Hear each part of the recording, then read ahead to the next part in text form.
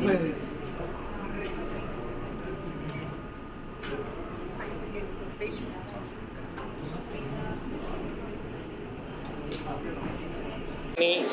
ரோபோட்னா 4th generation robot, இருக்கிறதுலேயே most advanced robot.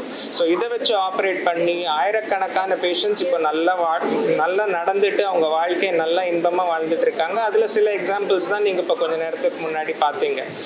And இது tip of the iceberg. இது மாதிரி நிறைய பேர் இந்த மூட்டு வலியில் கஷ்டப்பட்டுட்டு தவிச்சிட்டு அவங்களோட டே டு டே லைஃப் வாழ முடியாமல், வீட்டை விட்டு வெளியில் போக முடியாமல் வீட்லேயே இருக்காங்க.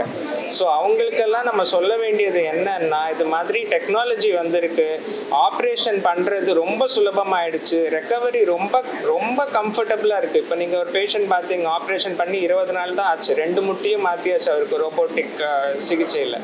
அவர் எப்படி நடக்கிறாரு, எவ்வளோ கம்ஃபர்டபுளாக இருக்காருன்னு பார்த்தீங்க. அது மாதிரி தான் எல்லாருக்குமே இருக்கும். கம்ஃபர்டபுளாக நடப்பாங்க, வலி ரொம்ப கம்மியாக இருக்கும், பிளட் லாஸ் கம்மி, அவ்வளோ துல்லியமாக இந்த ஆப்ரேஷனை பண்ணலாம்.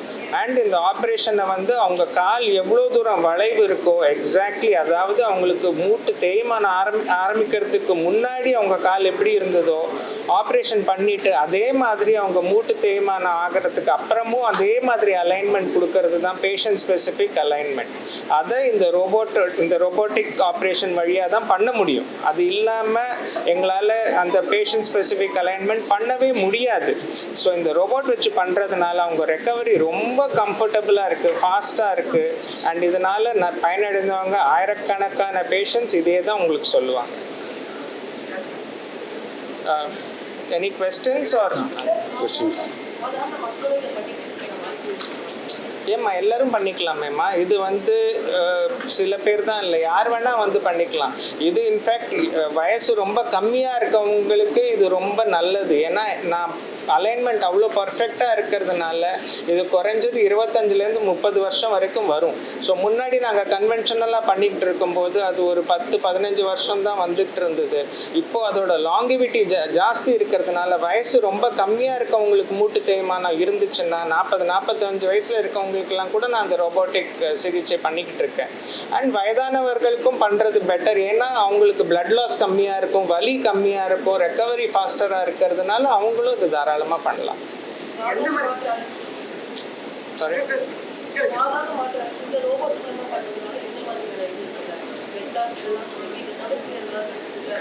அதாம்மா ரெக்கவரி ரொம்ப ஃபாஸ்டராக இருக்கும். நாங்கள் இம்ப்ளான்ட் யூஸ் பண்ணுறது இருக்கிறதுலே லேட்டஸ்ட் இம்ப்ளான்ட் யூஸ் பண்ணுறோம்.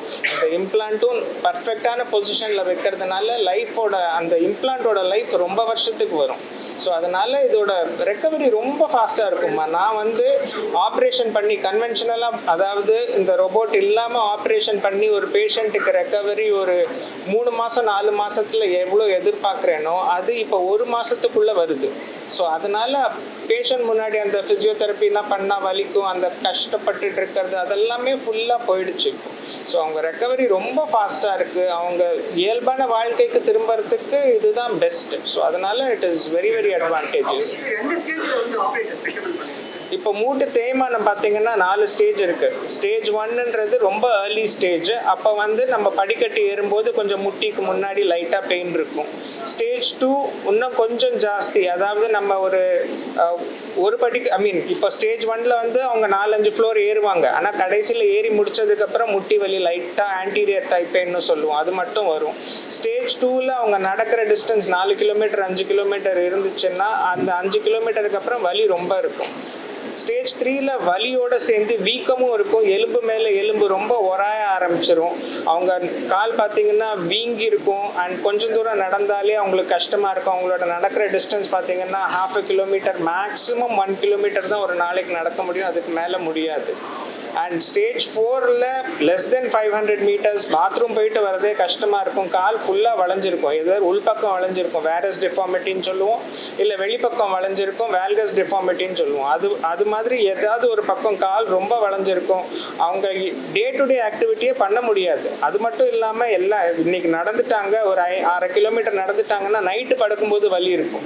ஸோ நைட் பெயின்ஸ்ன்னு சொல்லுவோம், அதெல்லாம் வந்துச்சுன்னா ரொம்ப கொடூரமாக இருக்கும். அதனால ஸ்டேஜ் 4ல் இருக்கும்போது தான் நாங்கள் சர்ஜரி அட்வைஸ் பண்ணுவோம். ஸ்டேஜ் 1க்கெல்லாம் நாங்கள் நீ ரீப்ளேஸ்மெண்ட் பண்ண போகிறது கிடையாது, எந்த சர்ஜனும் அட்வைஸும் பண்ண போகிறது இல்லை. அதில் வந்து ஐஸ் பேக்ஸு, சுடு தண்ணி ஊற்றணும், ஹோம் ரெமெடிஸ், அதாவது ஹோம் ரெமெடிஸே பண்ணிக்கலாம், அதை விட வேறு ஒன்றும் தேவை இருக்காது. ஸ்டேஜ் 3 ரொம்ப லேட் ஸ்டேஜ் ஆஃப் ஸ்டேஜ் 3 ஒரு ஸ்டேஜ் 4ல் தான் நாங்கள் நீ ரீப்ளேஸ்மெண்ட் அட்வைஸ் பண்ணுவோம். என்ன வேணால் பண்ணலாம், -3லேருந்து 8 டிகிரிஸ். அவர் பேஷண்ட்டோட கால் எப்படி இருக்கோ ஆப்ரேஷனுக்கு முன்னாடி, அதாவது அவங்க தேய்மானம் ஆரம்பிக்கிறதுக்கு முன்னாடி, நான் தான் சொல்கிறேன் 25-30 டிகிரி வரைக்கும் டிஃபார்மிட்டி இருக்கவங்களுக்குலாம் நான் நேரம் ஆக்குறேன் காலை. ஸோ 4 டிகிரிஸ்ன்றது ஒன்றுமே இல்லை, எங்களுக்கு 4 டிகிரிஸில் வரவே மாட்டாங்க. ஸோ எனக்கு பார்த்தீங்கன்னா மினிமம் பார்த்தீங்கன்னா ஒரு 10லேருந்து 12 டிகிரி வளைவு இருக்கும். அந்த பேஷண்ட்டு தான் ஆப்ரேஷனுக்கே வருவாங்க. அவங்களுக்கு ஒரு 2 டிகிரிஸோ 3 டிகிரிஸோ அவங்க கால் நேச்சுரலாக எப்படி இருக்கோ அந்த வளைவு கொடுத்து நான் நேராக்குவேன். 0 ஆக்க மாட்டேன் எல்லாருக்கும், ஏன்னா எல்லாருக்கும் 0 இருக்காது. 20% தான் 0 இருக்கும். அந்த 20% அவங்களுக்கு 0 தான் வைப்பேன்.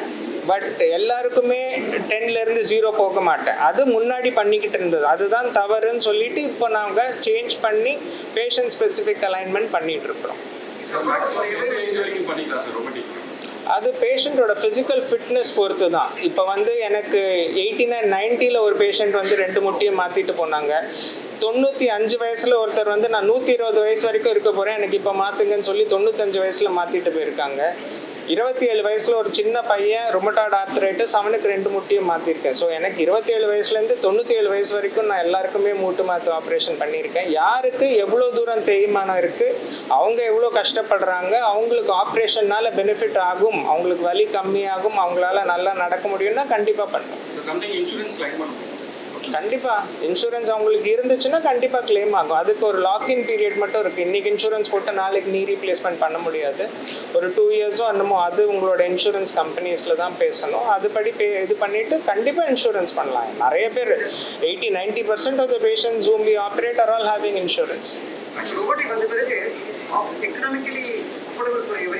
Yes, it is. என்ன மிஞ்சி போனால் ஒரு 10% எக்ஸ்ட்ரா ஆகும். பட் உங்களோட பெனிஃபிட்ஸ் பார்த்தீங்கன்னா நீங்கள் ஒன்றும் இல்லை, ஃபிசியோதெரப்பியே நீங்கள் 3 மாதம் பண்ண போகிறீங்கன்னா அதோட செலவும் இதையும் பார்த்தீங்கன்னா it is already going to be equal. So நீங்கள் எக்ஸ்பென்ஸ்னு பார்க்காம ஓவரால் இப்போ வந்து நீங்கள் ஹாஸ்பிட்டலில் 4 நாள் 5 நாள் இருப்பீங்க, அதில் வந்து 7 நாள் 8 நாள் இருப்பீங்க, அங்கே உங்களோட கூட இருக்கணும் யாராவது ஒருத்தர். ஸோ அதெல்லாம் அந்த எக்ஸ்பென்ஸ் எல்லாம் நீங்கள் பார்த்தீங்கன்னா ரொபோட்டிக் சர்ஜரிக்கு கூட ஒரு 5% 10% நீங்கள் எக்ஸ்ட்ரா பே பண்ண போகிறது ஒன்றுமே கிடையாது. It will be nullified before you even leave the hospital.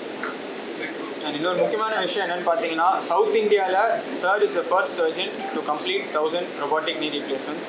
இது வந்துட்டு சார் வந்துட்டு மென்ஷன் பண்ணலை, பட் இது வந்துட்டு it's very very important point. ஏன்னா இந்த level of trust and volume பார்த்தீங்கன்னா sir has generated through so many surgeries and the advantages of the surgery. இது வந்து இது எல்லாமே யூ சீன், நீ பேஷண்ட்ஸ் எல்லாமே பார்த்தீங்க, ஃப்ரீயாக நடந்தாங்க, ஃப்ரீயாக இருக்காங்க, பெயின் ஃப்ரீயாக இருக்காங்க. ஸோ இதுதான் வந்துட்டு we want to propagate to everybody. எல்லாருக்கும் இது கொண்டு போய் சேர்க்கணும் தான் இன்றைக்கி வந்துட்டு ஈவெண்ட்டோட agenda. So thank you all for coming and being part.